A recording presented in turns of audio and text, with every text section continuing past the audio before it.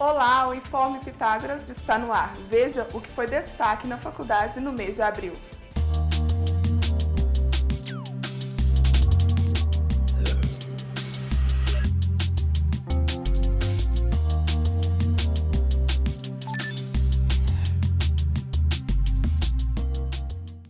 Alunos do curso de Comunicação Social organizaram mais uma edição do Trote Solidário. Desta vez, a instituição beneficiada foi o Lar das Meninas. Confira! Os alunos do curso de Comunicação Social participaram da organização do Trote Solidário.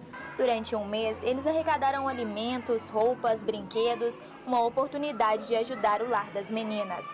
Esse projeto ele é uma continuidade, é um projeto que já ocorreu no ano passado com os alunos da pós-graduação e a gente resolveu retomar esse projeto esse ano, trazendo também os alunos da graduação. Então o início esse ano, acredito que foi mais ou menos uns 30 dias antes da efetivação do evento, e foi um projeto muito bacana, assim, a gente teve vários encontros durante o intervalo mesmo, pessoal. Muitos abriram mão mesmo do seu intervalo, de sair para lanchar, para a gente reunir, para poder fazer toda a proposta ser viável. E o evento foi sucesso, né? Que todo mundo pôde acompanhar aí. O Trote Solidário foi no dia 11 de abril. Cerca de 30 alunos participaram da entrega dos donativos, momento de interação entre as crianças e os estudantes. Acho que foi muito interessante. A gente conseguiu arrecadar um número muito grande, principalmente de roupas, né? Que a instituição usa para vender no bazar, que é uma das formas que eles têm de arrecadar recursos para manutenção da entidade. A gente também conseguiu um número bem legal de alimentos não perecíveis e principalmente eu acho que o dia do evento foi excelente, tanto para as crianças, né, que participaram, e alguns familiares das crianças que estavam lá também, mas principalmente para os alunos, que eu acho que todos conseguiram ter a sensação de dever cumprido, que era uma das propostas desse trabalho, de despertar mesmo essa cultura do voluntariado, ver que não é impossível de fazer, que é fácil de fazer e que principalmente eu acho que traz uma sensação muito boa de alegria e um bem-estar para todo mundo. Então acho que a gente fechou com chave de ouro mesmo.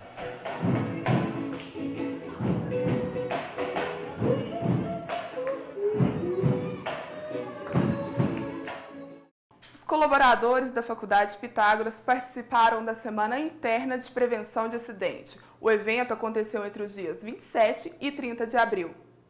Em busca de orientar os colaboradores sobre os riscos no ambiente de trabalho e a importância de prevenir possíveis acidentes e doenças, a Faculdade Pitágoras promoveu uma semana de palestras e ações demonstrativas entre os dias 27 e 30 de abril. O objetivo é de orientar e prevenir acidentes de trabalho junto aos colaboradores da instituição. A instituição conta com 270 colaboradores, 13 estagiários e 35 profissionais de 2 empresas terceirizadas. Todos eles participaram da Semana Interna de Prevenção a Acidentes de Trabalho, que é um programa obrigatório previsto na legislação brasileira. Uma das atividades que marcou o evento foi a ação de brigada de incêndio e primeiros socorros, realizada pelo Corpo de Bombeiros. O meu trabalho aqui hoje é trabalhar com eles a questão da prevenção mesmo, né, com relação aos incêndios, em caso de incêndios, como agir, quais os recursos que eles têm aqui disponível para poder atuar no princípio de incêndio. E na parte de primeiros socorros, eu vou passar para eles a parte do suporte básico de vida, né, que existe uma tensão hoje em dia pela Associação Americana do Coração de treinar o maior número de pessoas para poder prestar um primeiro atendimento a uma vítima de um mal súbito, que pode evoluir para uma parada cardíaca e, consequentemente, o óbito. A CIPAT é realizada anualmente. Ela contribui com a qualidade de vida de todos os funcionários e, por consequência, com a produtividade da empresa. Muito importante a gente ter uma visão mais ampla desse processo, né? Porque os funcionários eles trabalham mais felizes, mais satisfeitos, têm uma qualidade de vida um pouco melhor, né? Visando que ele vai ter menos afastamento, né? Menos atestados médicos, né? Então é isso que a faculdade ganha hoje. É mesmo a segurança do dia a dia no trabalho, é uma questão de postura que a gente não imaginava, né? Que a CIPA ia olhar esse lado também, a questão de segurança mesmo, até no andar aqui dentro, a gente não sabia, né, que tinha a CIPA e hoje a gente se sente apoiado pelos membros da CIPA. O Informe Pitágoras de hoje chegou ao fim. Muito obrigada pela sua companhia. Fique agora com o Voz da Comunidade. Até a próxima. Tchau!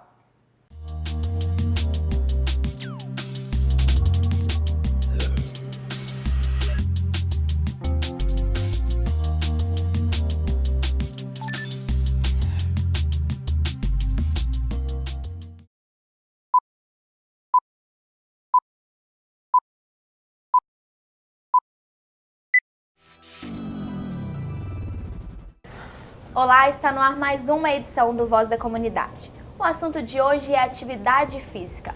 Malhar por prazer para ter uma boa saúde. Correr da balança quando ela estiver perto. Fazer todas as dietas para emagrecer. Até que ponto vale esses esforços? Existe um padrão de beleza?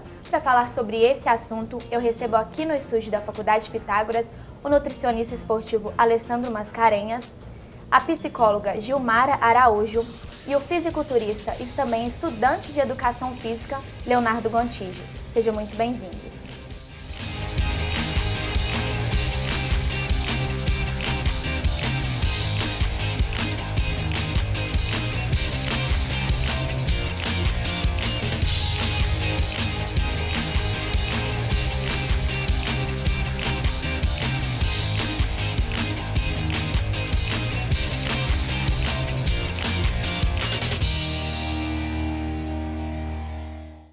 Gilmara, muito se fala em padrão de beleza.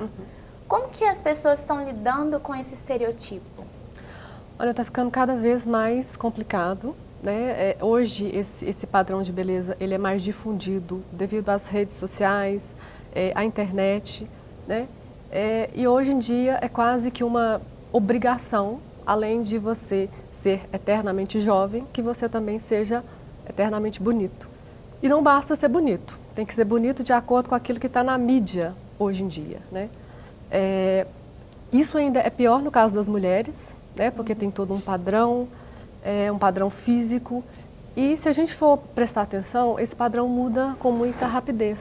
Nos anos 80 a gente tinha, por exemplo, a Jane Fonda, com aqueles vídeos de aeróbica, né? Então a gente tinha um padrão corporal da mulher magra, mas sem esse excesso de músculos, sem muita definição, era simplesmente uma mulher magra. Isso nos anos 80. Nos anos 90, vieram as supermodelos. Naomi Campbell, Claudia Schiffer, mulheres extremamente magras, né? Até bem com os ossos aparentes, né? E aí todo mundo tinha que ser extremamente magro. Já nos anos 90, a gente tem a valorização das curvas, né? Essa coisa mais voluptuosa, né? E o que a gente começa a perceber? O aumento das próteses de silicone, né? Então, tanto das próteses mamárias, quanto das próteses de glúteo, né? E hoje a gente tem o padrão da mulher extremamente sarada, a mulher mais musculosa, aquela mulher que malha muito, que tem os músculos muito aparentes e a gordura bem pouquinha, né? A gente tem hoje em dia as musas fitness, né? Que estão bastante em evidência no momento. Mas esse padrão também já começa a mudar. As próprias musas fitness já estão secando um pouquinho e difundindo a ideia de que a mulher não precisa ser tão musculosa, né, ter esses músculos tão aparentes. Então, se a gente for seguir um padrão, fica meio complicado. Acho que o mais saudável, tanto física quanto emocionalmente, é você descobrir aquilo que te favorece, né? Valorizar aquilo que você tem de melhor, mas sem ficar preso aí nos padrões que mudam tão rapidamente. Eu acho que o Léo e o Alessandro, eles lidam frequentemente com esse tipo de coisa. O Léo trabalha em academia, o Alessandro nutricionista. Tem muita criança e adolescente que está buscando esse padrão de beleza, que já quer ficar malhado, definido, quer fazer um regime. Como que está esse comportamento? A criança hoje, ela trabalha em cima de espelhos, né? Ela sempre tem espelhos que são referências para ela. E a criança, ela é muito apegada a modismo, né? Exatamente isso, as coisas que estão valendo, que têm valor no momento. O que a gente observa de um modo geral, que hoje cada adolescente ela já tem uma referência de quem ela gostaria de ser, o biotipo físico. E como a gente vive um momento da democratização da informação, hoje você joga no Google lá, qualquer informação está lá para atender a nossa demanda, o que uma coisa muito grave que tem ocorrido é que, principalmente o adolescente, que ele tem muita pressa para as coisas que estão acontecendo com ele, ele tem muita pressa, ele quer tudo para ontem.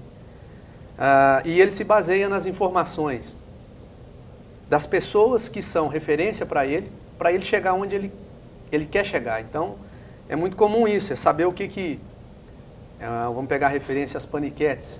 Então, a menina, por exemplo, adolescente, ela quer ficar como uma paniquete. Com 13 anos, ela já quer ter aquele corpo de paniquete. Exatamente, mas ela quer fazer o que a paniquete faz hoje. Ela não entende que o que a paniquete fez para chegar onde ela chegou foi um caminho diferente do que ela faz hoje. Além do biotipo, claro. Obviamente, que tem que respeitar essa questão da individualidade de cada um. Então, assim, o mais gritante é exatamente isso. A gente tem muita informação disponível no momento, porém, a gente tem pouco filtro. Ou seja, qual a informação realmente que procede, que eu vou conseguir tomar uma medida para eu realmente ter um desempenho balizado naquilo que é um objetivo meu de vida, se a faixa etária está compatível ou não, se isso é viável ou não. Mas o mais grave é isso, é basear numa informação já adquirida de uma outra pessoa que é uma referência e eu querer usar aquilo como um ponto de partida. Léo, você convive muito com as pessoas que querem ser paniquetes? Como que tá na academia? É porque é desse espelho que você vê que você consegue diferenciar as pessoas, entendeu? Um atleta tem uma vida seguida, ele segue aquela vida ali porque ele tem um sonho, entendeu? Às vezes veio de um início porque ele uma influência, entendeu? Ele segue um padrão assim, como referência dos pais, entendeu? No meu caso, meu pai sempre me motivou muito a praticar esporte e hoje eu sigo isso por causa disso e porque quem às vezes faz porque perde a noção das coisas, aí começa a comer errado, entendeu? Começa a procurar academia com um objetivo de querer ser, assim, diferente de todo mundo, entendeu? E fazer as coisas com a própria cabeça e perde a noção e não segue um acompanhamento com nutricionista, entendeu? Talvez com um psicólogo, entendeu? Quando você decidiu, agora eu vou ser fisiculturista, tem mais ou menos um ano, né, que a gente estava conversando. Como é que foi a reação, assim, da sua família? Até das pessoas da rua, as pessoas imaginam um outro tipo. Quando pensa no fisiculturista, pensa que vai chegar aqui uma pessoa muito bombada, muito sarada, que não come nada, que só pratica atividade física, que vive por isso, que passa na rua, a pessoa olha e fala, nossa, pra que aquele exagero? Não tem necessidade disso, você está estragando a sua saúde. Não é bem isso, né? Não é. Hoje em dia a sociedade tem uma visão muito superficial do que realmente acontece, do jeito que é mesmo. Porque, assim, o fisiculturismo, no caso, ele é separado por categorias, entendeu? As pessoas, você já passou por algum preconceito? Alguém que te viu? É muito preconceito, as pessoas acham assim, nossa, a pessoa só toma bomba e não vê, assim, o tanto que você segue uma alimentação regrada, entendeu? Você fica restrito a muita coisa, você não pode ter Chega uma hora que você tem que... Só vê o resultado, não vê o que faz. Né? Você vê assim, você tem que dominar o excesso de carboidrato dentro do seu corpo, você tem que medir cada nutriente que você ingere, quantidade de proteína, e acha que é só aquele anabolizante, e não vê o seu esforço, sacrifício, que você é um atleta, que você faz porque gosta, entendeu? E é diferente do que todo mundo pensa. Gilmara, você acha que eles têm que ter um acompanhamento psicológico? Acho sim, acho fundamental. No caso do Léo, que é um atleta, né? É fundamental esse acompanhamento, primeiro, para ele poder lidar com as frustrações. Eu espero que você seja vitorioso, mas a gente sabe que onde tem uma competição, vai ter alguém ganhando, vai ter alguém perdendo, e mesmo que a gente seja top, vai chegar um momento em que a gente vai ter que lidar com esse tipo de situação. Então, a primeira coisa é isso. Por quê? Vamos supor que ele tem um desempenho aquém do esperado, né? E aí ele comece a pensar que, na verdade, o treinamento dele não está sendo suficiente. E aí a gente pode chegar num transtorno conhecido como vigorexia, que a pessoa fica viciada, né? Ela fica dependente da atividade física. E é muito perigoso porque esse transtorno, ele afeta o cérebro. Tanto que quando a gente fala de excesso de atividade física, a gente costuma comparar com o uso das substâncias psicoativas, que são as drogas que afetam o sistema nervoso central. E toda atividade física, quando bem trabalhada, moderada, ela traz um ganho muito grande. O primeiro deles é esse aumento do nível dos neurotransmissores, né? a dopamina, a endorfina, e tudo isso traz um ganho muito bom. Deixa a gente mais feliz, prazeroso, né? Melhora o sono, melhora a atenção, diminui os sintomas da depressão. Então, assim, o ganho é muito grande, né? E com isso diminui também o lado ruim do humor, né? E a gente acaba diminuindo também essa sensação ruim de cansaço físico, cansaço mental. Então, quanto bem trabalhado, é muito bom. Agora, como são substâncias que são muito prazerosas, elas podem viciar e causar dependência. E aí a gente cai na vigorexia. Por isso que no caso, principalmente dos atletas, é importante ter esse acompanhamento psicológico para a gente ver se os níveis, né, estão normais, estão controlados. Porque quando a gente tem também esse excesso de exercício físico, a gente pode ter uma coisa que com certeza o Léo não vai querer, que é o efeito rebote. Então tudo isso de ganho que a gente tem, quando a gente faz atividade física em excesso, a gente vai ter, na verdade, de perda. Alessandro, mas além do excesso, de todo o prejuízo que a atividade física pode trazer, se não tiver um acompanhamento, existe o lado bom, né? Conta pra gente, assim, os benefícios da atividade. Existe uma idade para começar a praticar? Existe um tempo que a pessoa deve fazer por dia de atividade física? Bom, baseado em algumas evidências, em algumas informações científicas, vamos pensar o seguinte, né? O que o Ministério da Saúde preconiza de atividade física? Seriam pelo menos 3 vezes por semana, né? No mínimo aí meia hora de atividade física como uma rotina para combater o sedentarismo, né? Obviamente que, em termos de idade, o que tem prescrito na literatura, o que a gente tem trabalhado em cima, é que não há uma idade definida para a criança iniciar a atividade física. O que tem que ser levado em consideração são fatores específicos. Então, por exemplo, uma criança de 11 anos de idade, que tem um crescimento bom, que tem uma curva de crescimento bom, e que vai fazer um trabalho de reforço muscular, ou mesmo a musculação propriamente dita, direcionada para aquela criança, isso não é um problema. A questão é a gente entender que, então quer dizer que um menino, qualquer criança de 11 anos, pode ir para dentro de uma academia, fazer qualquer tipo de atividade. Não, tem que ser uma atividade dirigida, direcionada, especificamente para isso. Obviamente que já nessa faixa etária, já vai começar a promover alguns benefícios. Por exemplo, eu estou com uma menininha de 3 anos de idade, que nós vamos colocar ela já na atividade física. 3 anos? 3 anos. Por quê? Porque ela já é muito hiperativa, a gente não dá conta de acompanhar ela no dia a dia, ela gasta muita energia. Então, obviamente, a atividade física para ela nesse momento vai ser uma forma de fazer com que ela lide melhor com isso, né? E possa relaxar para dormir à noite. Então, tem inúmeros benefícios a atividade física. A gente pega um adulto, por exemplo, que na faixa de um adulto jovem, próximo de 40 anos de idade, a gente percebe que as prioridades no momento se tornam família, trabalho. E aí a atividade física vai ficando não como uma prioridade. Então, assim, vem a restabelecer equilíbrios metabólicos, principalmente. A gente sabe da luta do ser humano, de um modo geral, de combater a gordurinha. E é uma forma de estabelecer um equilíbrio metabólico diário, fazendo atividade física regular. A própria questão da liberação dos hormônios bons, que é favorável, traz uma sensação de bem-estar muito bom, né, para quem está sobre esse efeito. É importante. Também é importante frisar a questão do limite, né, de pautar, até que ponto a gente vai na prática da atividade física.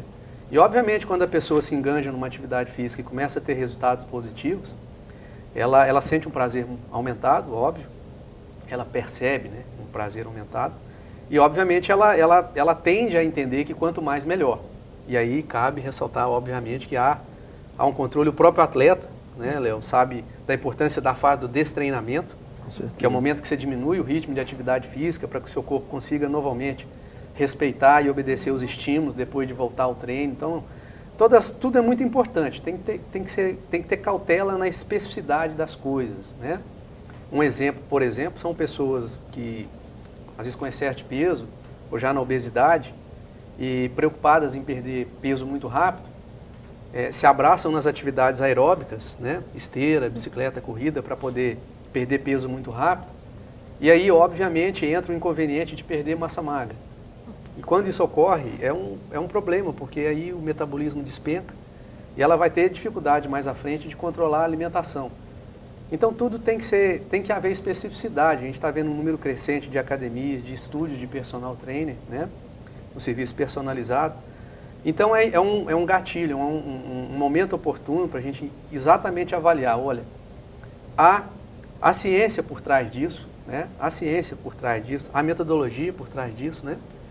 Então é importante que a gente se adeque a isso no dia a dia para tirar o melhor resultado possível da atividade física. E não entrar na onda, não, eu estou fazendo isso porque está todo mundo fazendo, o fulano fez, teve um bom resultado, porque nem sempre as reações vão ser iguais para todo mundo, para todo perfil. Funciona para um, não funciona para o outro. Né? Eu acho que o que mais chega nas academias é, eu quero emagrecer rápido, mas eu não gosto de musculação, eu quero fazer uma dieta, mas eu não quero cortar o chocolate. Como que vocês lidam com isso, assim, no dia a dia? A questão do chocolate, né, principalmente, eu entendo o chocolate, principalmente para a mulher, como a relação dele com o triptofano, que é um aminoácido que está presente nos chocolates de um modo geral. E se a gente entender qual que é a finalidade do triptofano, lá no sistema nervoso central, na produção de um hormônio chamado serotonina, que é o hormônio que está ligado ao centro do prazer, da saciedade, e a busca da mulher, principalmente naquele período, né, crítico do mês dela, do ciclo menstrual, que ela se altera. Então, as coisas estão interligadas, a gente precisa de compreender melhor. Então, assim, não é tirar o chocolate, por exemplo, na dieta. Eu não tenho muito o hábito de fazer dietas restritas, exceto atleta, é uma situação diferenciada. De um modo geral, a gente trabalha com controle de comportamento. Então, entendendo que o chocolate hoje é tão importante, principalmente para o público feminino, pela associação dele com esses hormônios, da saciedade e do prazer, a gente tem prudência em trabalhar com o chocolate na alimentação e não tirá-lo, né? Então, primeiro entender por quê, qual que é a finalidade, o que ele representa na alimentação de uma pessoa. E aí a gente julga da melhor forma, ver quais as formas que a gente tem de ter controle metabólico no organismo, para que a gente atenda a um anseio da pessoa que normalmente é o emagrecer rápido, mas não cria um distúrbio emocional, que aí pode ser um problema. Sim, quando a gente vai lá e tira o chocolate. Alimentar também, porque o problema das dietas, acho que deve ser um desafio para você, é criar uma dieta que não faça, que não tenha muita restrição e que seja variada, né? E como o problema, já tá falando da batata doce, sim, né? O problema hoje das dietas voltadas para o desenvolvimento físico é que elas são muito restritivas e são ruins. Tem pessoas que vivem não são prazerosas. Sim, vivem praticamente de clara de ovo, batata doce e peito de frango. O momento de você se alimentar não vai ser mais um prazer, vai virar uma tortura. Como uma pessoa vai conseguir viver com isso? O Léo é um atleta, não gosta de clara de ovo, a gente descobriu isso aqui antes de começar. Léo, como você substitui a clara de ovo? O que acontece? Existe suplemento alimentar, entendeu? Proteína do soro de leite. Aí no caso da clara de ovo, que eu não gosto de comer ovo, eu uso albumina, entendeu? Só para substituir. E às vezes também uma refeição líquida que é mais fácil do que gasta menos tempo, por causa às vezes eu tenho pouco tempo para poder fazer uma refeição sólida, então eu substituo com a albumina. Assim como outras coisas também, hoje em dia tem batata doce em pó, entendeu? Que substitui também. O whey também, que é muito famoso hoje em dia. O whey não pode faltar, porque o que acontece? Por mais que seja ruim, são nutrientes que constroem musculatura, entendeu? Não pode faltar, então. Alessandro, e as pessoas têm que entender isso, né? Que às vezes eles vão fazer uma dieta, mas não precisa sofrer, igual a Gilmara falou. Né? Mas são paradigmas a serem quebrados. Eu tenho dado palestra no Centro-Oeste todo, e a gente tem ouvido muito, quando a gente abre para perguntas, a gente tem ouvido muito as indagações a respeito disso, né? O que comer? Posso comer batata doce? Posso comer clara de ovo? E a pergunta que a gente sempre usa é o seguinte: por quê? Por que você quer comer batata doce? Por que você quer comer clara de ovo? E o que a gente percebe é que 90% das respostas, elas não são corretas. Ou as pessoas nem têm, às vezes, a resposta para dar. É porque é bom, é porque dá energia. Tá, mas se é porque dá energia, o arroz dá energia, o pão dá energia, a fruta dá energia. E o que a gente vê é essa falta de desinformação, essa falta de informação correta. Obviamente que isso veio do atleta. Por quê? Porque o atleta, além da energia que ele precisa, existe um monte de situações. Por exemplo, o atleta tem que ter a melhor performance possível no dia da competição, mas ele tem que estar dentro de uma composição corporal que é um critério seletivo para ele ser campeão ou não. Então é um atleta que tem que chegar com o maior volume corporal no dia, mas com o menor percentual de gordura. Então ele tem que manipular o organismo dele para ele chegar no dia D com o resultado específico que ele quer. E aí ele consegue um ganho de massa magra bom e a pele muito fina, que é o que a gente chama de definição muscular. E, obviamente, isso é o sonho de 95% dos praticantes de atividade física, de um modo geral. Então, eles se baseiam no resultado que o atleta tem e observam o que ele faz no dia a dia, o que ele come. E aí eles vão deparar com o atleta comendo a batata doce, comendo a clara de ovo, etc. e tal, né? E ele entende que aquilo é o que faz a diferença. E o que a gente vê hoje é muito das pessoas que procuram a gente no consultório, já chegam falando pra gente que já usam batata doce no dia a dia, clara de ovo. Já chegam com a dieta pronta. Já chegam com a dieta pronta. E a gente, quando indaga, né, fala, qual é a finalidade? Ah, é porque eu quero ficar com a pele fina, etc. E a gente vai conversando e vai explicando o motivo. Então, na realidade, há 10, 20 anos atrás, a gente não tinha nem a suplementação que a gente tem disponível hoje, a gente não tinha tecnologia em suplementação e a gente não tinha informação. Né? Google é de quanto tempo para cá? Então, a gente baseava nas informações das pessoas que já tinham feito aquilo para a gente levar como uma verdade. Então, há 20 anos atrás, quando eu também fui atleta, era exatamente o que eu comia, era a clara de ovo, era o peito de frango. A gente não tinha outros recursos. Né? Hoje o Léo, por exemplo, já está usando, na falta de não comer a clara de ovo, ele já usa a albumina, que é a clara do ovo desidratada, mas usa o whey e outros componentes do dia a dia, aminoácidos, etc. E vai, né? Que vai complementar. Então, a questão é identificar por quê. Por que eu estou fazendo isso? Por que eu estou comendo? Então as pessoas têm isso como um paradigma. Se eu não comer isso, eu não tenho resultado. E não é o que faz o resultado. Né? Ninguém fica lá na hora que o Léo está treinando, por exemplo, para ver o ritmo de treino, a forma de treinar, a disciplina dele quando ele sai de casa, para onde ele vai, o que ele vai fazer. Atleta, ele não é atleta no momento que ele está dentro da academia. Ele é atleta 24 horas por dia. Na hora de dormir, na hora de sair, na hora de trabalhar, na hora de treinar. Ele é atleta. E é essa dificuldade que as pessoas têm, né? Por exemplo, nós somos pessoas que não somos atletas. Por exemplo, quando a gente falou aqui no início das musas fitness, saradíssimas, né? Okay. Mas essa é a profissão delas. Elas têm um acompanhamento médico, psicológico, elas são patrocinadas. E nós trabalhamos 6, 8 horas por dia na nossa profissão e elas trabalham 6, 8 horas por dia numa academia. E o verão, gente? É só chegar o verão que todo mundo corre para a academia. E foi isso que a repórter Márcia Santos mostrou, que não é só no verão que a gente tem que praticar atividade física. A atividade física ela tem que ser praticada o ano todo. Confira na reportagem.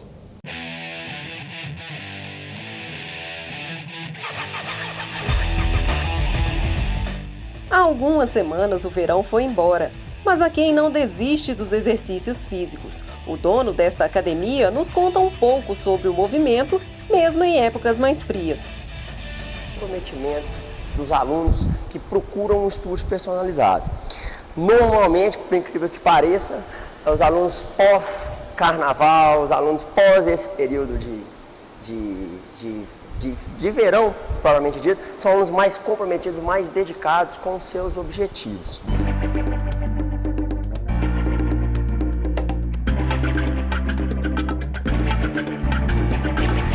Algo que causa dúvida é quanto à malhação para crianças. Pode? Será que causa algum problema? Nesta academia, encontramos frequentadores que têm menos de 15 anos e já malham há um bom tempo. Para mim foi uma novidade também, por estar atendendo. Ele foi o primeiro, praticamente foi o primeiro aluno nessa idade que eu estava atendendo. Então eu tentei fazer uma dinâmica envolvendo exercícios que exigiam um trabalho de agilidade, um trabalho de coordenação, algo que tivesse um lado lúdico também, por ser criança, mas já dando a iniciação com a musculação básica mesmo. A postura muda, eu tenho muito mais força, assim, a gente vê, eu tenho mais postura na hora, mais firmeza. Além de gosto por atividades físicas, Rogério tem a prática de exercícios como uma aliada para aliviar as tensões causadas por seu trabalho. Descarregar um pouco do trabalho, eu pedalo também, eu ando de bicicleta. Então atividade física para mim, eu sempre fiz, nunca dei conta de parar. malhar apenas quando o verão se aproxima é válido? Vai o alerta deste doutorando em fisiologia para quem costuma fazer isso. Para a maioria dos indivíduos, o tempo necessário para haver modificações no aspecto, na estética principalmente, até mesmo em aspectos relacionados à saúde, precisa de várias semanas, vários meses. Então, poucas semanas, poucos dias não trará benefícios ou não trará as modificações que eles esperam. A gente até coloca muitas vezes que é necessário a gente treinar no inverno para que a gente possa usufruir dos benefícios do treinamento no verão.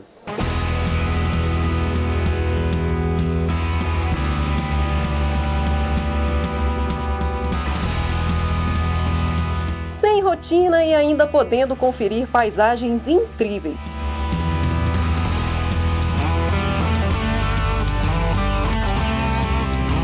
Leonardo Rodrigues descobriu no ciclismo uma forma prazerosa de praticar exercícios. Precisava dar uma desacelerada. E eu tinha que buscar uma fonte para poder extravasar esse estresse do trabalho e tudo mais.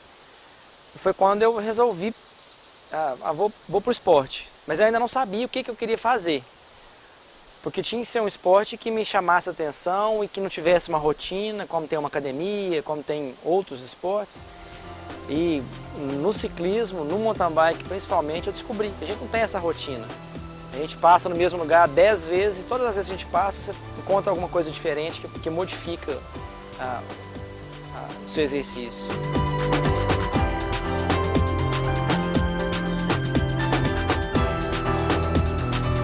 A pessoa tem que se gostar. A partir do momento que a pessoa passa a se gostar, ela começa a buscar formas de se tornar uma pessoa melhor. Não pode pensar muito, tem que começar, porque, igual no meu caso, depois eu comecei, eu nunca parei, né? Eu estou direto.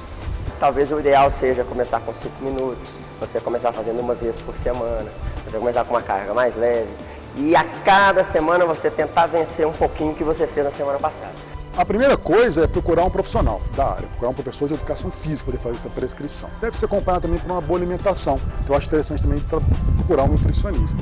O professor de educação física é quem vai determinar então as datas, vai fazer um planejamento, uma periodização desse treinamento. Mas de novo, não adianta procurar isso com pouco tempo. Você deve dar então um tempo necessário para que esse trabalho seja feito e assim os frutos sejam colhidos.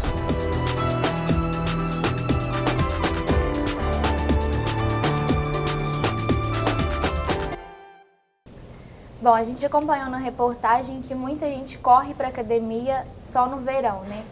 Léo, o resultado ele não vem de um dia para o outro, né? O pessoal tem que vir na academia no inverno, no verão, qualquer época do ano, não é mesmo? Com certeza.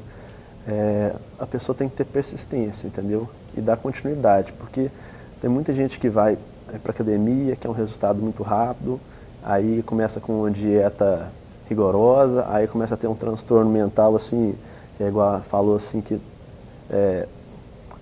altera o comportamento? Isso, altera o comportamento, aí não chega onde quer, fica revoltado. Frustração, né? Chega no verão, não está com resultado, né, Alessandro? Pois é. Corre para o nutricionista, quer uma dieta rápida, como que faz? A gente acaba não tendo, às vezes, nem muita opção, né? Hoje, o que tem acontecido no consultório, uma grande parte das pessoas que já procuram a gente, quando chegam, já são assim, pessoas que já procuraram de tudo para fazer, inclusive a parte da suplementação também, da alimentação, de treinamentos, só que coisas assim não muito bem colocadas, né? Então às vezes um treinamento não muito adequado para o objetivo que eu queria, que às vezes não procurou um profissional para adequar uma forma de treinar, uma ficha de treino, o que é muito comum acontecer nas academias também. As pessoas querem resultado, querem mudar, mas não querem se avaliar. Então é muito comum a pessoa permanecer às vezes 1 ano, 2 anos na academia e não faz uma avaliação. E a avaliação é a oportunidade dela de conhecer o corpo dela, saber as mudanças metabólicas ou fisiológicas que aconteceram, para direcionar o tipo de treinamento que vai ser mais adequado para ela fazer, para ficar compatível com o resultado que ela quer. Então fica muito naquele achismo, eu acho que eu estou engordando, aí eu vou fazer mais esteira para eu emagrecer. Ou então eu acho que eu estou ficando muito fraca, aí eu vou tomar um termogênico para me dar mais energia, porque senão eu não consigo ir para a academia. E às vezes ela queria mexer na gordura corporal, mas o erro estava em não comer ao longo do dia. Então são jargões que chegam para a gente diariamente só que as pessoas já chegam com tudo pronto. Então hoje quando um cliente chega, de um modo geral, né, ele já está com 5, 6 suplementos prontos, aguardando eu falar para ele qual que ele vai usar. E às vezes da estratégia dele, de acordo com o perfil, com a necessidade, não seria nenhum daqueles. Então a gente tenta se adequar ao que ele tem para não desperdiçar também o suplemento que é caro, mas não são situações estratégicas específicas. Então assim, a informação ela chega, mas ela chega em fagulhas, né? Aí eu ouvi alguém falar que isso aqui é bom para isso. É muito comum, por exemplo, a questão do jejum, fazer exercício em jejum, né? Isso é na moda, a gente sabe, né? Como que funciona. E são situações assim, você vê uma pessoa famosa colocar lá no Instagram, por exemplo, que fazer jejum em aeróbico funciona, e óbvio que funciona para ela. E aí a pessoa que quer ficar igual àquela famosa vai fazer e vai dar errado. Então a gente pega o Léo, por exemplo, ele é um atleta, ele já tem um volume muscular muito bom e obviamente ele tem um nível de glicogênio muscular muito bom. E se ele tem glicogênio muscular, ele pode acordar em jejum e fazer uma atividade física, porque ele tem combustível acumulado no organismo dele para iniciar a atividade física. Mas aí chega um menino magrinho que quer ficar igual o Léo, e aí ouviu falar que isso é bom, ele vai subir na esteira para fazer um aeróbico e ele vai cair, vai passar mal, com certeza. Então, quer dizer, são incompatibilidades, ele tem pouca massa magra, não tem uma reserva adequada para aquilo. Então, isso é que a gente vê hoje, né? As pessoas se baseiam em experiências vividas por outras pessoas, que às vezes são pessoas de referência, mas elas não entendem que o momento que ela está, o perfil que ela tem, não é exatamente aquilo para ela poder fazer. Então, o problema hoje no verão é isso, é modismo, é coisa imediatista. A pessoa chega e quer uma coisa pronta. Sim. E ela quer basear em alguém que já fez, que deu certo. E independente de saber se aquilo é específico para ela ou não. Pega a informação de forma geral quando devia ser individualizada. Ela chega genérica a informação para todo mundo. Né? Suplementos, ele está sendo utilizado por várias pessoas, né? Mas isso a gente vai deixar para o próximo bloco. Porque agora a gente vai para um breve intervalo, mas na volta a gente vai falar sobre os riscos do excesso do suplemento. Não saia daí, a gente volta já já.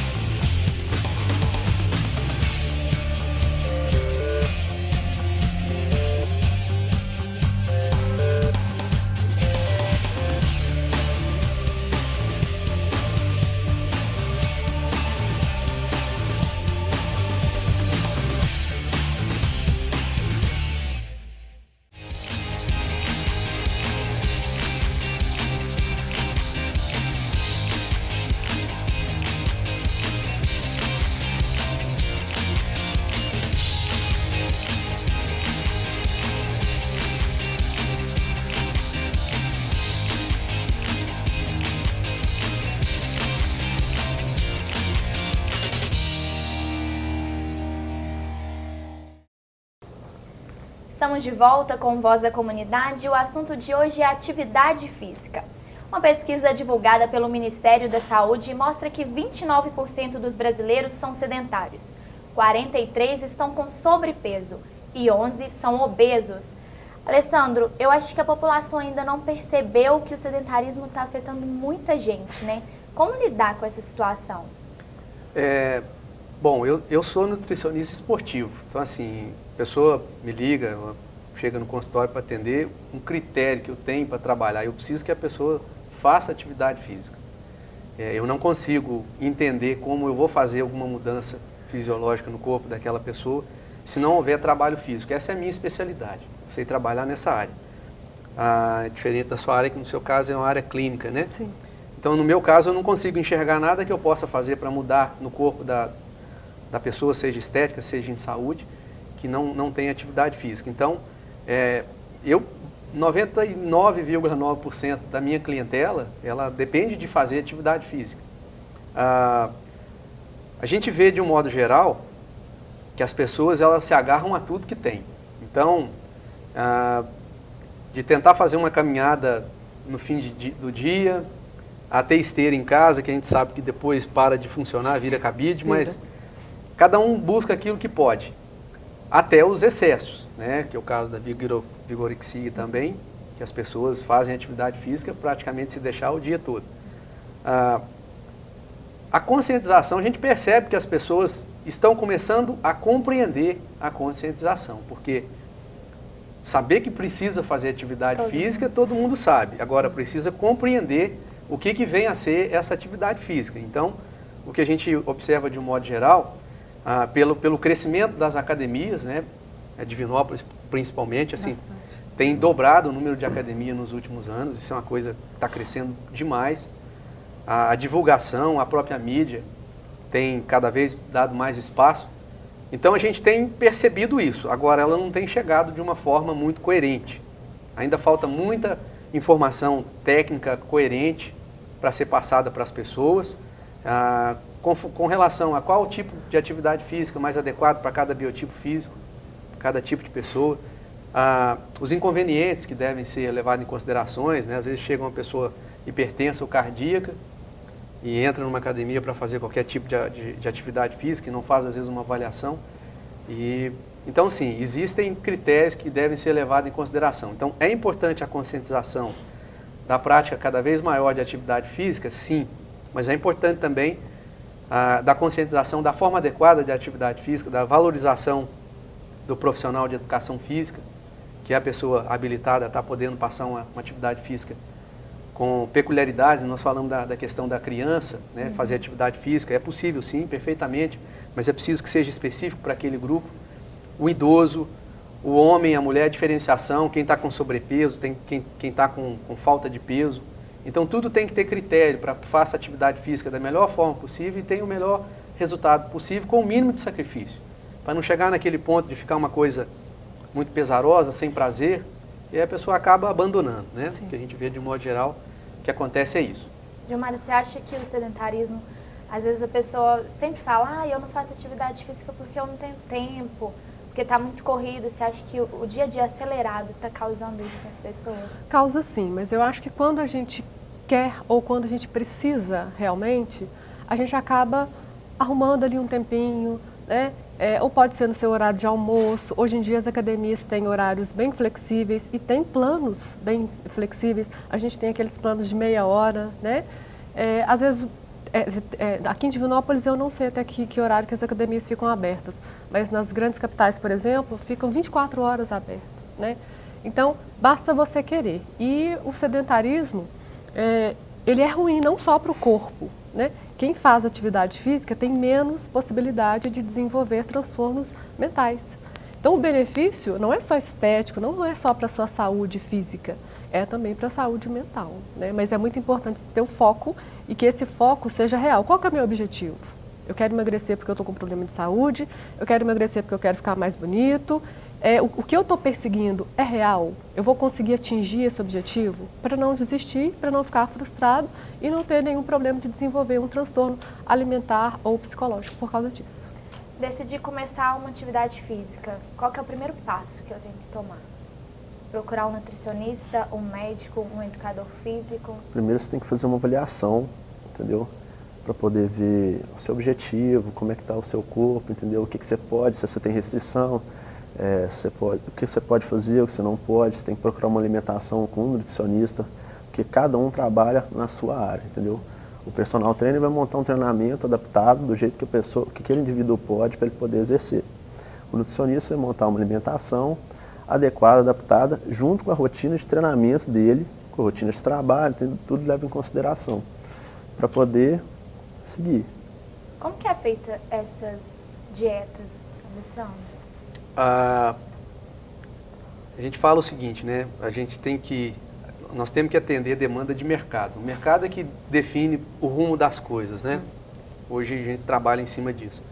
E o cliente da área de nutrição hoje ele mudou, ele é moderno. E nós temos que mudar também a tecnologia de trabalho, tudo em cima disso. Então, hoje o que a gente faz de um modo geral é, primeiro, uma abordagem para a gente tentar identificar o perfil do cliente, isso é muito importante. Aquele olho no olho, aquele momento que a gente está ali com o cliente é importante para a gente traçar o perfil dele. Esse é o primeiro passo, isso é importantíssimo. Se eu pego um cliente, por exemplo, que ele é hiperativo, que ele é muito agitado, muito estressado, e dentro do plano, dentro do objetivo dele, ele quer, por exemplo, emagrecer e às vezes está com um excesso de peso, obviamente, ele vai querer recorrer, por exemplo, a um termogênico como suplemento para emagrecer rápido. E aí o que a gente identifica é a questão de incompatibilidade de perfil. Por exemplo, se uma pessoa é muito estressada, ela trabalha com nível de adrenalina lá em cima o dia todo. E aí se ela usa um termogênico, por exemplo, para emagrecer, o termogênico vai fazer o corpo dela liberar mais adrenalina o dia todo. Então, quer dizer, é incompatível. Então a pessoa não tem perfil para usar o termogênico naquele determinado momento. Então a gente tem que buscar um outro mecanismo de mexer na gordura corporal para que a pessoa consiga perder peso, sim, mas sem perder saúde, sem criar um outro problema, que pode ser inclusive de cunho emocional. Sim. Né? Muita adrenalina ao longo do dia, vai ter problema de insônia, e aí vai começar a ficar mais estressado, relacionamento, uma série de outros fatores que vai influenciar. Então, às vezes a gente resolve até um problema estético, mas cria um emocional. Então, a identificação do perfil do cliente hoje, ela tem sido primordial para a gente iniciar os trabalhos. Depois a gente tem que fazer uma adequação do que a pessoa usa no dia a dia, para atender ela da melhor forma possível, e não passar para ela o que a gente entende que é o alimento ideal, porque ela vai seguir durante 15, 20 dias e depois vai abortar o processo. Então é uma adequação, né? E uma coisa muito importante que está mudando, né? É um paradigma que está sendo quebrado, que as pessoas ainda se agarram em ficar contando calorias, para ver se pode comer isso, se não pode, ler rótulo, etc. Tortura, né? Isso foi muito importante há anos atrás, quando a criancinha desnutrida da favela, por exemplo, do bairro mais carente, começou a ficar obesa. Isso foi muito importante porque ela não podia comprar batata Ruffles, mas ela comprava aquela batatinha que custava 10 centavos, que era farinha de trigo pura, e toda hora ela tinha 10 centavos, ela ia na lojinha, comprava e ia ganhando peso, e começou, além de continuar desnutrida, que ela continuava desnutrida, do ponto de vista nutricional, óbvio, mas com excesso de peso. Então foi importante contar a caloria para ela não ter excesso. Isso foi importante, mas hoje o que a gente percebe no dia a dia é que a caloria já não é mais a coisa importante num trabalho nutricional, e sim a mudança do hábito alimentar para que ela consiga não alterar os hormônios, principalmente hormônios metabólicos, a gente fala dos hormônios pancreáticos, insulina e glucagon, hormônios de caráter emocional também, ligados a centro de saciedade, do prazer. Isso é muito importante também, porque isso muda o comportamento da pessoa. E quando essas alterações hormonais mudam o comportamento da pessoa, ela sabe que está fazendo errado. Ela não consegue consertar o erro, porque os hormônios alterados vão mexer com o comportamento dela. Então esse tem sido o maior jargão que a gente tem hoje. É fazer adaptações no dia a dia para que a gente não mude o comportamento, ou melhor, que a gente corrija o comportamento das pessoas, comportamento alimentar, e aí sim, direcione elas a buscar os seus objetivos. Isso tem sido muito importante. E hoje as pessoas buscam muito pelos suplementos, né? A gente começou a falar desse assunto no primeiro bloco. Vamos explicar para o pessoal como que pode usar esse suplemento. Muita gente tem medo, né? Quando uma pessoa chega numa academia, o personal vai passar um suplemento, ela, não, eu não quero tomar bomba. O suplemento não é bomba, né? Existe uma grande diferença entre o suplemento e o anabolizante. Como que você indica a suplementação? Então, assim, isso é importante, né? O suplemento, a gente tem que entender do ponto de vista didático, né? São componentes que eles estão presentes na alimentação diária. Porém, eles estão em formulações específicas. Então, igual o Léo falou, a gente tem o whey. Nós temos o whey. O whey é uma proteína. Mas é uma proteína que ela está pura, numa forma íntegra, isenta de gordura, de lactose, de outros componentes que poderiam ser indesejáveis para um momento da sua utilização. Se a gente partir do ponto de vista da importância da suplementação hoje, o homem só foi à Lua, e só foi possível a ida do homem à Lua por causa dos suplementos. A primeira empresa que dedicou pesquisa à suplementação foi a NASA. Porque para o homem poder ir à Lua, foi necessário um ônibus espacial. Se fosse levar o alimento todo para manter a tripulação lá, precisariam de 2 ou 3 ônibus espaciais a mais. Então eles precisavam, ou como é que eu vou pegar o alimento, tirar do alimento aquilo que não é desejável, deixar só o que é desejável, para que eu faça o homem ir para a Lua. Então isso é importante a gente entender.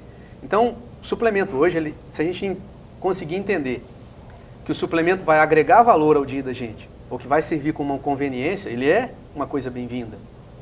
Isso é completamente diferente da gente pegar situações de meninos, principalmente pré-adolescentes, que usam 5, 6 tipos de suplementos, na maioria, às vezes, incompatível com o biotipo físico deles, longe da necessidade dele, em doses cavalares. E um adolescente pode tomar suplemento normalmente? Um adolescente, ele pode tomar suplemento desde que ele tenha necessidade do suplemento e que aquilo venha agregar valor para ele. Eu tive felicidade de acompanhar a equipe juvenil de natação e, com o consentimento dos pais, 90% dos integrantes da equipe utilizavam suplemento. Obviamente que eu fazia a prescrição e a dosagem de suplementos para cada uma dessas crianças. O que a gente tem que levar em consideração é que essa criança, que era uma criança atleta, ela estava em fase de crescimento, desenvolvimento. É uma criança que estudava, que fazia cursinho de inglês, tinha outras atividades e que treinava de 2 a 3 horas por dia de natação ainda. Então, quer dizer, ela tinha uma demanda metabólica muito exacerbada e que é muito difícil você pegar a alimentação convencional, distribuir isso ao longo do dia dessa criança e oferecer a necessidade que ela precisa. É muito difícil fazer isso. O Léo está na fase de competição. Quantas e quantas vezes é preciso sair de casa e sair carregando marmita porque você sabe que vai dar a hora de comer e se você não comer, seu corpo entra num processo catabólico que é indesejável. Você quer acumular massa magra e perder gordura corporal. Então são situações que a gente tem que levar em consideração. Então, critério da utilização de suplemento, primeiro, especificidade. É específico. É isso que você precisa. Você tem uma necessidade para isso.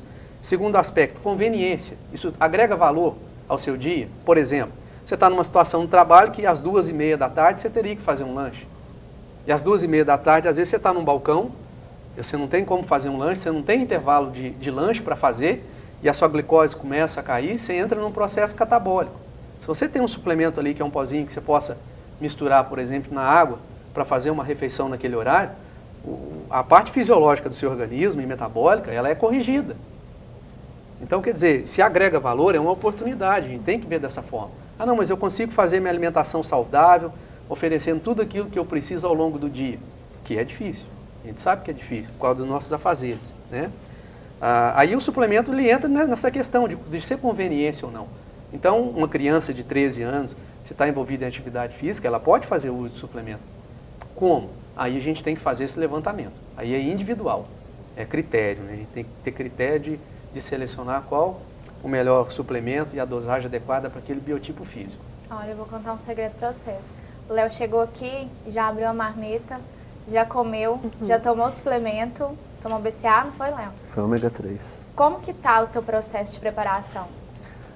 Muito regrado, entendeu? Tem muita necessidade de descanso, alimentação, treinamento, descanso e por aí vai. Quais os suplementos que você está utilizando?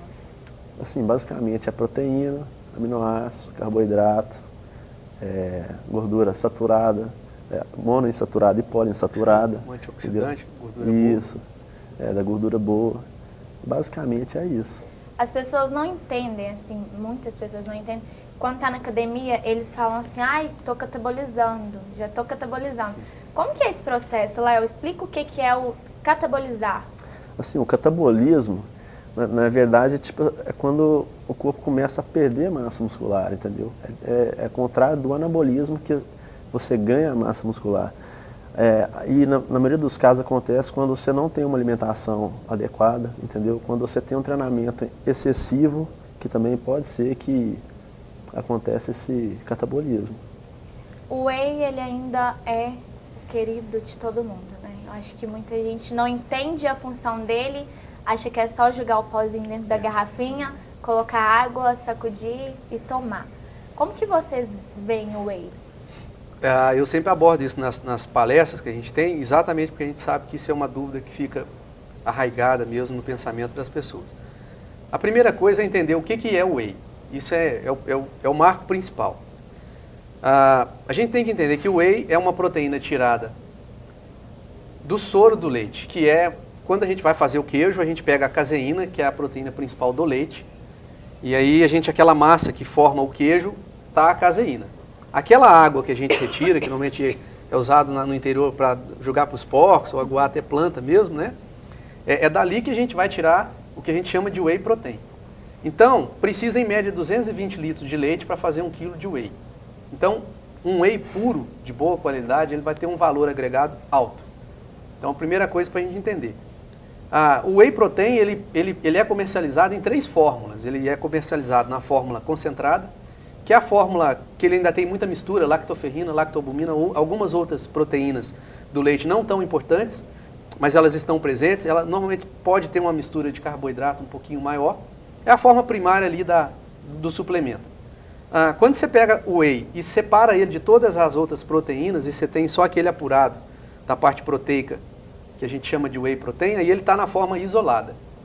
E quando você pega essa parte, que é o whey isolado, e quebra ele na menor partícula absorvida, aí sim você tem o whey protein hidrolisado. O whey protein hidrolisado, ele é um whey que tem um valor agregado maior, é um whey mais caro. E as pessoas entendem que se tomar o whey mais caro, vai ter um resultado melhor. E não é da mesma forma, não acontece assim. É questão de especificidade. Então, cada biotipo físico vai ter compatibilidade com um tipo de whey. Então, aquele menino mais magrinho, a moça mais magra, que tem mais dificuldade de ganhar massa muscular, se beneficia mais de um whey concentrado. Ela não poderia tomar um whey isolado, né? Não necessariamente não poderia, mas ela se beneficiaria melhor de um whey concentrado, porque ele vai dar uma autonomia para ela muito maior, que a absorção não vai ser tão rápida quanto o isolado e nem tão rápida quanto o hidrolisado. Porém, um triatleta, por exemplo, um maratonista que tem a necessidade de uma recuperação de um dia para o outro muito rápida, ele se beneficia de um whey hidrolisado. Então não é o whey mais caro que vai ser melhor para todo mundo. Cada pessoa vai ter um perfil e vai haver um tipo de whey específico para cada momento, né? Léo, nessa fase eu creio que você esteja usando o hidrolisado 0 carbo, né? Isso, hidrolisado, principalmente depois do treino, porque você precisa de uma recuperação mais rápida. E no caso de antes de dormir, que é a caseína, no caso, que é uma de liberação mais lenta, que você precisa manter os níveis durante o sono, entendeu? E eles podem ser vendidos sem nenhuma prescrição médica, né? A suplementação hoje, ela, na parte de embasamento legal, ela é uma característica vinculada à função do nutricionista e do médico nutrólogo. São os dois especialistas para trabalhar com suplementação, mas não depende de receituário médico, então ele pode ser comprado em qualquer loja, as drogarias, de um modo geral, comercializam também esse produto. Então, assim, não há muita regra em termos de comercialização do produto. Critérios que devem ser levados em consideração é o aval da Anvisa, né? Então, assim, as marcas idôneas que a gente tem, tanto nacionais quanto importadas que estão no mercado, normalmente elas têm o aval da Anvisa, estão em conformidades com a legislação, atendem às especificações do rótulo. Então, isso é critério na hora da seleção do produto e da marca que vai ser utilizada, né? Mas é um produto que não requer receituário. Alessandro, Léo, Gilmara, teve gente que exagerou na dose dos suplementos, teve sobrecarga nos rins, pressão alta, vários outros tipos. Por isso, a grande importância de procurar um profissional, né? Antes de fazer qualquer atividade, de tomar os suplementos. É isso que a gente vai ver agora na reportagem. Confira.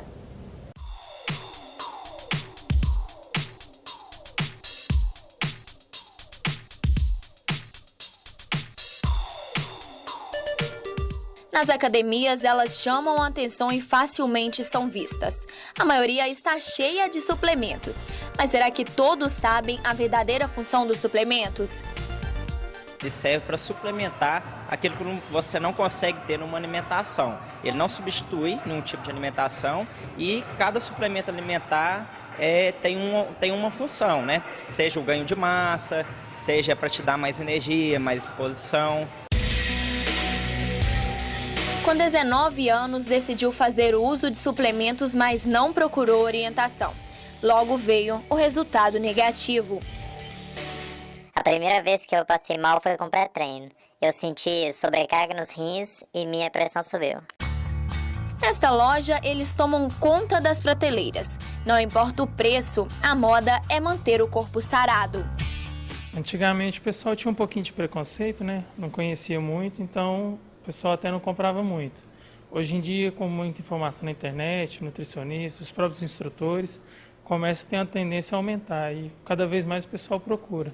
Os mais procurados variam numa faixa de R$100 a R$150, R$190. Rafael também pratica atividade física. Há 2 anos ele é adepto ao uso dos suplementos alimentares, mas antes procurou orientação de um profissional. Faz 1 ano que eu comecei a tomar por indicação de amigos e um nutricionista. Antes de começar eu procurei uma orientação para não ter nenhum problema. Seja antes ou depois dos treinos, os suplementos estão sempre com Rafael, uma forma de repor as vitaminas e aumentar a massa muscular do corpo. Faço uso do BCAA e do Whey, que é para recuperação muscular e aumento da massa muscular, e a creatina, para um aumento de força também e uma recuperação muscular melhor. Cada suplemento tem uma função e age de forma diferente no corpo. Por isso, esse personal alerta, antes de ingerir, é preciso procurar um profissional da área. Geralmente é bom passar por um educador físico ou por um nutricionista esportivo para prescrever o suplemento certo que a pessoa deve tomar.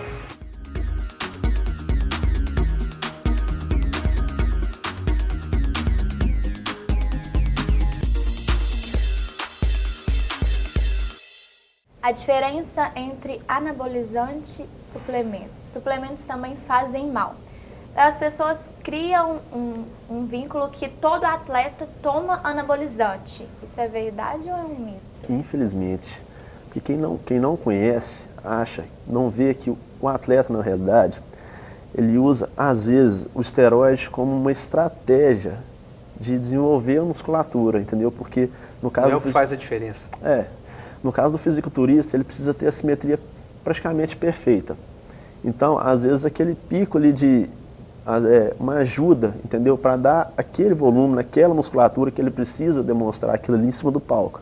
E isso faz a diferença, é o que diferencia o atleta da pessoa que não é atleta, entendeu?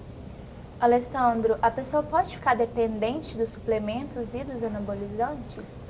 Perfeitamente, pode ficar dependente. A gente vê alguns casos, principalmente a classe dos termogênicos, né, que trabalham com dosagens mais elevadas de determinados componentes. Hoje, como a efedrina foi proibida a comercialização no Brasil, a maior parte dos suplementos de efeito termogênico, eles trabalham com a cafeína como principal agente para essa finalidade. Então, as doses máximas que a gente tem hoje nos termogênicos aí varia de próximo de 420 mg de cafeína.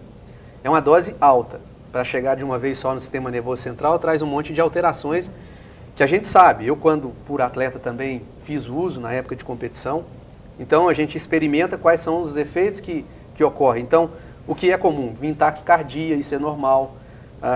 Normal não, é esperado em função do uso, né? A gente tem taquicardia, costuma dar mal-estar, vômito, dor de cabeça, a gente percebe o coração, ele pulsa nesse capilar aqui ao lado do olho. Então são alterações que a gente entende que a pressão arterial está alterada naquele momento, mas que lá no sistema nervoso central, os receptores adrenérgicos, né, as catecolaminas, adrenalina e noradrenalina, eles vão ficar muito sensíveis àquela dosagem da cafeína. Então, na prática, quando se usa um termogênico de alta dosagem, é que a sensação, a percepção que a pessoa tem quando usa e vai malhar, por exemplo, é uma sensação maravilhosa, a pessoa está energizada, ela está maluca para treinar. Então ela percebe, é uma percepção, ela tem aquela sensação de euforia e aquilo é bom para ela iniciar o treinamento. O grande problema é que quando ela para de usar, ou usa um suplemento mais fraco, ela não vai perceber a mesma sensação. Sim. E se ela não percebe a mesma sensação, ela faz um comparativo, ela fala, não, era muito melhor quando eu usava, né? Era muito melhor quando eu usava, e aí ela recorre. E aí ela recorre e ela não consegue ficar. E como ela vai fechando os receptores no sistema nervoso central para esses componentes, ela vai ficando cada vez menos susceptíveis. Então a dose para ela vai sendo aumentada cada vez mais para ela ter o mesmo efeito. E mesmo assim isso não ocorre. Então ela começa a buscar coisas mais fortes, cada vez mais fortes, para começar a continuar tendo a mesma sensação. Por isso é importante, né, Gilmara, conhecer as dependências do corpo, para não correr o risco, né, como você explicou para a gente. E a vigorexia, ela pode levar, né, ao uso dos anabolizantes. E a gente sabe que os anabolizantes, eles eram restritos a esse ambiente dos atletas, mas que hoje em dia não. Hoje em dia, infelizmente, está muito fácil de se conseguir ir nas academias, as pessoas querem um resultado muito rápido. E as buscas, né? Sim, o anabolizante, ele pode inclusive matar, né? Então, essa importância de se procurar um nutricionista no momento de começar uma atividade física. Olha, gente, o programa de hoje está chegando ao fim. Obrigada, Alessandra, Gilmara, Léo. Boa sorte na competição. Vai dar tudo certo. Depois você pode voltar para contar para a gente o resultado. Voz da Comunidade chegou ao fim. Muito obrigada pela sua companhia de sempre. Até a próxima. Tchau.